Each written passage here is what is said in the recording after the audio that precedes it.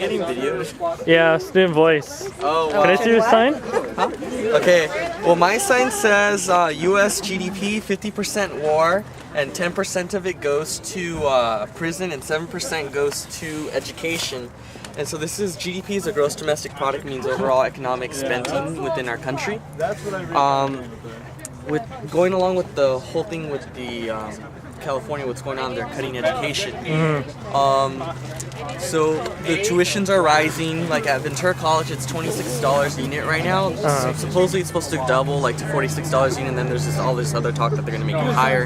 At UCSB, they raised the standard for what makes a full-time student. It's no longer 12 units; it's now 15 units, and they're cutting off classes, and things are going up. And they're also cutting financial aiding a little bit in California. And so I thought to myself, with unemployment being at 20% and the average being 4.5%, where are these students going to go? So it's expected that 300,000 students in the coming year are not going to go to school this fall. And a lot of these high school graduates are very, they don't know what's going on. They barely understand the word politics.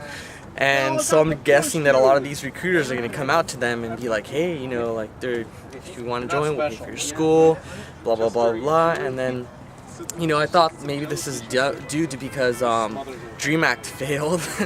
And with DREAM Act, I think it would have only have worked with those people who had the means, because those kids that didn't have the means, they would have to join the military service, go over to Afghanistan, come back with post-traumatic stress disorder. Most males commit suicide, and a lot of them end up homeless, and which in turn they would have violated the contract and gone over back to the border anyways. Okay. Anything else you want to say to Student Voice? Well, I wanted to say also the way that we spend, they're saying that there's no money, but I'm like, how is there no money, but there's money for war?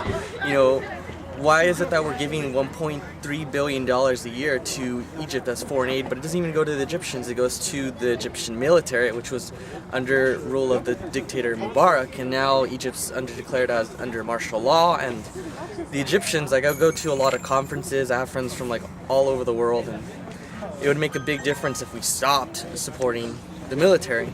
And we can use that money towards education. We give $3.2 billion a year to Israel to carry out these, I'll just say, ethnic cleansing to the Palestinian population, in which in turn they get nothing. They rely heavily on more than 80% on foreign aid.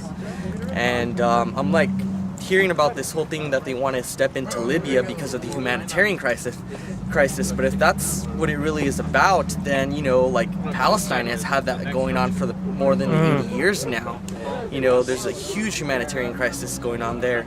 So I don't see how it's justifiable to enter Libya without, you're saying that that's the reason, then why don't they freaking do something about Israel, what they're doing to the Palestinian population? Yeah. To me, it's just justifiable because of the oil that Libya has. Because otherwise, why they wouldn't do anything for the Palestinians, because what do they have to offer them? Anything else? Free Palestine. All right. and the Iraqi occupation, and stop the war in Afghanistan. All right. Yeah. Anything you want to say? I just want to say that it's ex-military personnel, it's kind of hard to go to school since a lot of military people get out, and some of the training the military has obtained, it's not really transferable to civilian jobs.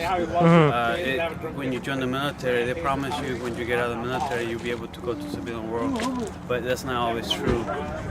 If you become, for example, an electrician, you get out of the military, you have to recertify again to civilian standards. Military standards are completely different from civilian standards, and they don't go head to head. So a lot of people who join the military, they have no option to go back again to the military.